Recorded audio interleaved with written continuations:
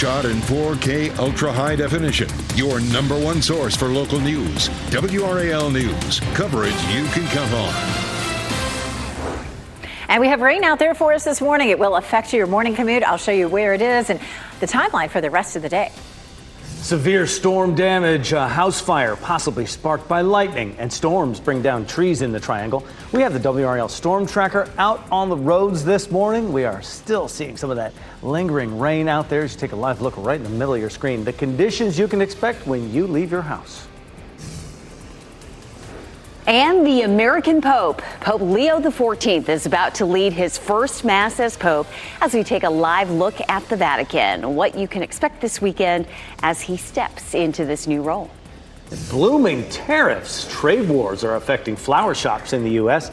How much more you can expect to spend this Mother's Day on Mom. But she's worth it, right? 4:31 the time right now on your Friday. I'm Jeff Hogan. And I'm Renee Chu. Mom is also happy with food and meals, too, so don't forget that. Let's check in with meteorologist Elizabeth Gardner. We do have some rain to kick off our Friday, and where are the showers right now? Right now, we're seeing some rain from the Triangle area southward and westward, especially back down here around Fayetteville, back toward the Sandhills. That will continue to stretch off to the north and east. We'll zoom in here, and you can see some showers from Raleigh to Clayton to Smithfield, and then from Pittsburgh to Durham, all the way back to Southern Pines and down toward Fayetteville. We take a look at our severe threat. We do have a level 1 risk for severe storms from Raleigh northward and then south and east. And that's where we could have, especially later this afternoon, the chance of some wind damage. It's an 80% chance of rain right now this morning. And then that tapers off as we get to 9 or 10 o'clock, a bit of a break around lunchtime, and then more redevelopment during the afternoon. That's going to be along with the front, and that's where we'll have the best chance of seeing storms that could be severe. 60% chance today. We dropped it to 0 on Saturday. It's been that way, but we had to add some rain to the forecast on Sunday for Mother's Day. We're going to talk more about that coming up. You can see it's wet in places, especially here in Sanford. Our temperature in the mid 60s right now, and it will be another mild day, even with some showers. We'll see a high of 82. Elizabeth, thank you. We want to show you how those lingering showers and rainy conditions are affecting the roads for your morning commute. WRAL's Eric Miller is on the roads of Wake County in the WRAL Storm Tracker. And Eric, where are you and what are you seeing now? Hey, good morning, Renee. We're on I-40 eastbound right now. We just passed that split up onto 440, so we're just popping off the belt line real fast. Taking a live look outside at the roads right now. You can see we've got those windshield wipers going right now. A light drizzle coming down at this point. This is nothing that's going to get you soaked as you're headed to your car, but it is something that's making the roads out there definitely a little damp. You can see the accumulation on the camera there on the tower cam here in the storm tracker. Traffic not building in too much here at this point at this time of day. Always very light at this hour, but still a good day to take it a little bit slower out there. Always want to be a little extra cautious when things are wet out here on these roads. In Raleigh, Eric Miller, WRAL News. And breaking news this morning, a lightning strike is being blamed for a house fire in Raleigh. This call came in just before 11:30 last night on Glenwood Avenue near 5 Points. The WRAL breaking news tracker was there as crews worked to control the fire. Homeowners and neighbors reported seeing a lightning bolt before that fire broke out. Firefighters said there was heavy smoke coming from the roof of the home. No one was hurt. The Catholic Church made history, electing an American, Pope Leo XIV, as its leader. This is a live look at the Vatican right now, where it is 10:30 in the morning right there. The Pope is about to lead his first Mass that's scheduled to start in less than a half hour. On Sunday, he will lead prayer from the balcony of St. Peter's Basilica. And then on Monday, Pope Leo will speak with the media. He will speak about his plans for the church. We are hearing from the Catholic community right here in the Triangle. Many are excited for Cardinal Robert Prevost, who is now Pope Leo. Others say they were surprised by the conclave's decision. When the white smoke rose, it was a surprise for many that an American was elected. Catholics here prayed for him during Mass after the announcement. There's a part in the Mass where we pray for the Pope. So since our previous Pope passed away, we haven't been able to pray for our Pope. So just the fact that we were able to pray for Pope Leo by name in this Mass for the very first time was just so exciting for all of us. People told WRAL they are excited to see how Pope Leo will guide the Catholic Church forward. From Rome to Raleigh, we heard from the new Pope and are tracking global reaction to his historic election. See that coverage now on WRAL.com. Mother's Day is Sunday, and if you're planning on flowers as a gift, prepare to pay more. WRAL's Kelsey Coffey joins us live from Fallon's Flowers in Raleigh. These tariffs are affecting pricing because of how many flowers are U.S. imports. Kelsey. Yes, Jeff, we spoke with the manager here at Fallon's Flowers, and they say that they get 80 to 90% of their inventory from South America. So he says they were able to make their orders a few months ago before those tariffs went into effect, but a lot of flower shops are paying higher inventory costs this year. Americans will spend $34.1 billion on Mother's Day this year. 74% of shoppers will buy flowers as their gifts. This from the National Retail Federation. Your Mother's Day bouquet may cost more this year. Some flower shops are forced to pass down higher inventory costs to consumers. So if you are looking to save money, you do have some options. You can buy flowers that grow in America, like sunflowers, daisies, and lilies, or you can buy flowers from the grocery store and make your own arrangements. So coming up at 6, we'll go inside of the shop and give you a look at some of the bouquets that you can buy for Mom this Mother's Day. Kelsey Coffey, WRAL News, live in Raleigh. Big news for Durham Public Schools. School social workers and teachers with master's degrees will get a 10% pay raise and matching retirement contributions. 40 bus drivers will also see a raise up to $25 an hour. The board also discussed general salary increases for all other employees. They will continue that discussion at their next meeting on the 22nd. Overnight, Pakistan Armed Forces launched several attacks along India's western border. The Indian Army says it was able to drive back those attacks in the disputed territory of Kashmir, which they both claim. This is just the latest escalation as the two countries continue to attack one another. Earlier this week, India carried out military strikes against several Pakistani territories in response to what it believes was a terrorist attack. Pakistan has denied involvement but vowed to retaliate. Now, India says it will respond with force to last night's attack. Some Wake County students are taking part in a social media trend to intentionally damage their school-issued Chromebooks. The school system sent a message to families making them aware of this national trend. The challenge is to make the laptops smoke by short-circuiting them. School officials are warning this is a safety hazard and people could electrocute themselves. A spokeswoman tells WRAL they don't track how many times this has happened or whether students have been injured. Hypocrite, trash, and some stronger words. We're seeing the profanity-filled, threatening emails sent to Bubba Cunningham after North Carolina was chosen as the last team in the men's NCAA basketball tournament. Cunningham, who is UNC's athletics director, was also the chairman of the tournament selection committee. And that dual role and the bonus he received for UNC making the field drew the ire of West Virginia fans and even the governor and attorney general of that state. WRAL obtained 685 pages of emails detailing the expletive-laced feedback from West Virginia fans in the days after Selection Sunday. Some wish pain and suffering on Cunningham and his family, and others accuse him of corruption. Some included death threats, too. Cunningham has said he followed all selection committee procedures. WRAL Sports investigative journalist Brian Murphy is looking through these emails, and he'll have more on this coverage later today. The Trump administration has fired the head of the Library of Congress. The White House did not give a reason for firing Carla Hayden. She still had about 18 months left in the post. House Minority Leader Hakeem Jeffries called the firing a disgrace. He accused President Trump of trying to ban books and whitewash American history. Hayden was the first woman and black person to hold that office. Carolina Hurricanes are coming back to the Lenovo Center, tied in their series with the Washington Capitals. Caps were a bit too much last night for the Canes in Game 2 up in D.C. Washington got a win 3-1 and tied that series 1 game apiece. Puck drop for tomorrow's game at the Lenovo Center is 6 p.m. After it's over, don't miss our expert coverage on Canes exclusive postgame live. The Canes playoff run broken down like only WRAL can do it. That's at 11:15 tomorrow night on WRAL. It's graduation weekend for thousands of college students in our state. East Carolina University is holding its spring commencement today.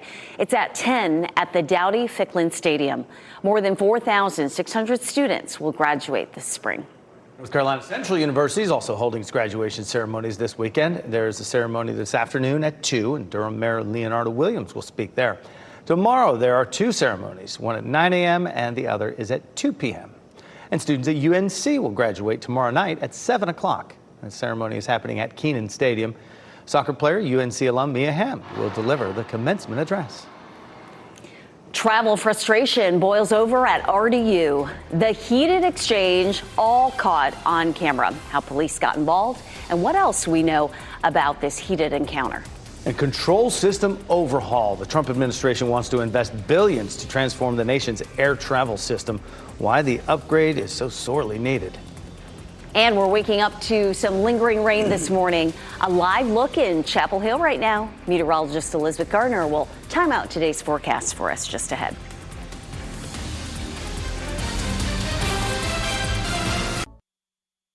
From the WRAL Severe Weather Center, North Carolina's most experienced team of meteorologists. 444. And we do have rain in our forecast this morning. You can see some scattered showers almost across the entire viewing area. It's a little heavier down to the south. We have some lightning down in Hoke County, moving toward Cumberland County, but just some light patchy rain from, say, Raleigh northward. We haven't quite seen it all the way up to the Virginia line yet, but we'll see that moving through this morning. Now, a little different story this afternoon. That's when the cold front comes through. We'll have the potential for a few storms to be strong. We have a level 1 risk for severe storms. And you can see how things go for us as we get through the afternoon, with a better chance for some showers and thunderstorms later on. We take a live look at downtown Raleigh, and you can see it's wet out there. We have some water on the camera lens. It's not terribly heavy, but it's just a little on the messy side. Our temperatures are upper 50s to low and mid 60s, so it's not too chilly out there. Just a little messy. I would send the kids out with their raincoat or their umbrella this morning. Our temperatures will be in the low 80s for highs. U.S. Department of Transportation is launching an initiative to completely upgrade the national air traffic control system. The plan calls for new wireless and fiber technology, hundreds of new radars, and new air traffic control centers. This comes as the nation experiences a rise in mid-air disasters. U.S. transportation expert Sean Duffy says that it is a massive update that has been long needed. This is actually the systems that our air traffic controllers use to keep our skies safe. It is old. It looks like it's out of the 70s and 80s. Now, the upgrades will cost billions, and no money has been set aside for it yet. Secretary Duffy is asking Congress to find a way to come up with that money so it can be accomplished in the next 3 or 4 years. President Trump says he would like one company to handle the whole project, though no company has been selected at this time. Taunting a traveler. Frontier Airlines employees caught on camera mocking a man trying to check in for his flight at RDU. The incident happened as the man was trying to get home to Boston, and this video is going viral. WRAL's Monica Casey has the story. Would pay the $25. And you thought you were going to get on your flight.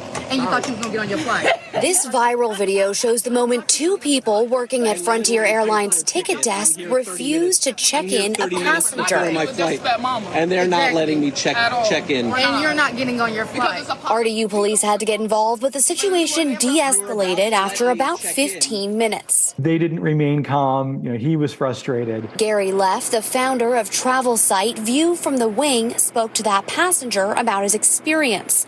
The man had booked his Frontier ticket through a third-party site, not knowing he had to check in an hour ahead of time. Printing his boarding pass was going to cost him $25. It just was a you've got to be kidding me kind of moment. Frontier's policy requires you to check in an hour before your flight, and if you need to be checked in by an agent, it's an extra fee. Delta requires check-in 30 minutes before a flight if you're not checking bags, and United has the same requirement. American requires you to check in 45 minutes before, with or without bags. Some airports also have different time requirements, another policy to check. Leff tells me Frontier's policy of charging for a boarding pass at the counter is unusual in the U.S., but part of their business model. Right? They want to incentivize passengers to do the thing that is least costly to them, that entails the lowest labor cost, the least amount of staff time. That was Monica Casey reporting. Frontier Airlines says the 2 women in the video were employed by a third-party contractor, and they are no longer affiliated with Frontier. All right, take a look at this. A beach along our coast covered in jellyfish. These pictures were captured in Oak Island Wednesday by someone searching for shells. Step carefully. Swarms of jellyfish there washed up on the beach, sightings in the water as well. Not uncommon, really, along our coast. Warnings have even been issued down there now, and after an increase in jellyfish stings in those beach towns, better be careful. Quite the sight, huh?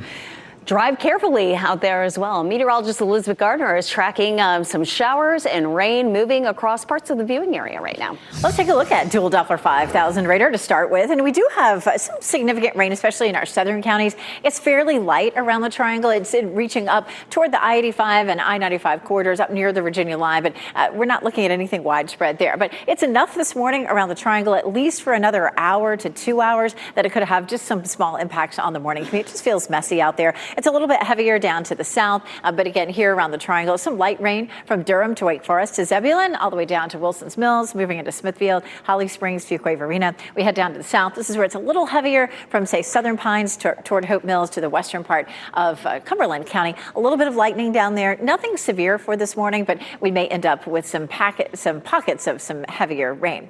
Now, later this afternoon, we'll have a front that comes through. That'll bring us a small chance for wind damage and some larger hail, and then a level 2 risk closer to the coast. But this does not include the entire viewing area. It's really going to be from the triangle area southward and eastward for later on today. Let's talk about this morning. We do still have a little bit of light patchy rain in the forecast for the next couple of hours. And then after that, a bit of a break around lunchtime. But then once we get to 1 or 2 in the afternoon, we start to see some more cells developing. Nothing looks terribly widespread. It looks like a lighter chance for these showers and thunderstorms than it did yesterday. But still, 1 or 2 of those, especially closer to the coast, could develop into storms that produce a little bit of damage. We'll likely see skies clearing as we get into the evening. So if you had plans for dinner for tonight, you're probably going to be just fine. Now, it's wet out there this morning. You can see the street here. Fayetteville Street is wet as we look out from our Jimmy V camera. Temperatures are in the mid-60s in the triangle. And we'll see a high in the low to mid-80s for this afternoon for Durham, Raleigh, and Fayetteville, really the entire viewing area. 60% chance of rain today. You know, if you've been watching all week, we've been a little back and forth with Mother's Day. It's been a bit drier than wetter, but a couple of days ago, we added some rain in. Yesterday, it looked a little less likely. We've gone with rain for Mother's Day, a 30 to 40% chance. Temperatures in the 60s to low 70s. I kind of hated to throw that on there, but it definitely looks quite wet. Monday, Tuesday, and Wednesday, some significant amounts of rain. I'll show you how much we could see coming up. Thanks, Elizabeth. The return of Gollum is delayed. We are learning new details about the long-awaited original story, I should say, set in the Lord of the Rings universe. And aquarium expansion. The Fort Fisher Aquarium will be the home of the state's largest shark habitat when it will break ground on the new project.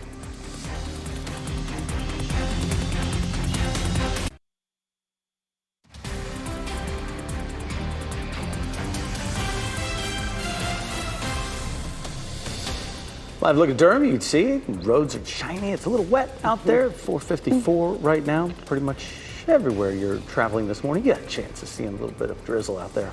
There's a delayed launch for the return of a favorite in the Lord of the Rings franchise. David Daniel has that and more in this morning's Hollywood Minute.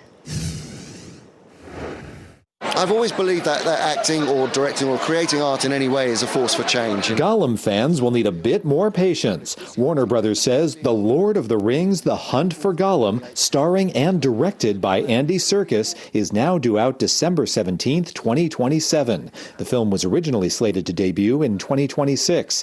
Serkis has been playing Gollum via motion capture since the film franchise began.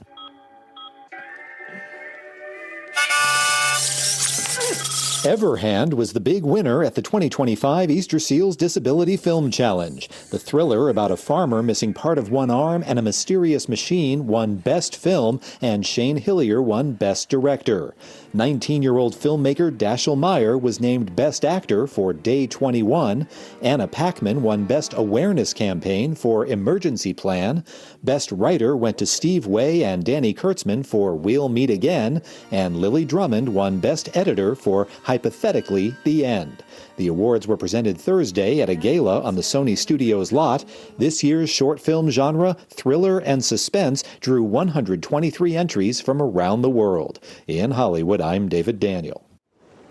The North Carolina Aquarium at Fort Fisher is launching a major expansion and renovation. It's pretty exciting. Construction there on the first phase of this $65 million project will begin later this year. One of the highlights, a new shark habitat, which will be the largest in the state. The project also includes an interactive touch pool, live coral reef habitat, state-of-the-art education center, and a rooftop sky deck. The aquarium will close to the public this fall to begin that work. I was waiting for the shark to smile at the camera. The spiky teeth.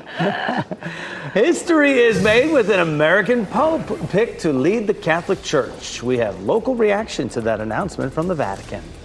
Rip Current Rescue. 2 swimmers saved from Wrightsville Beach. We hear from the hero who pulled them to safety. Plus, we're seeing a wet start out there this morning. The WRAL Storm Tracker is out and about on the roads, and we have a live update on what you can expect as you head out the door this morning.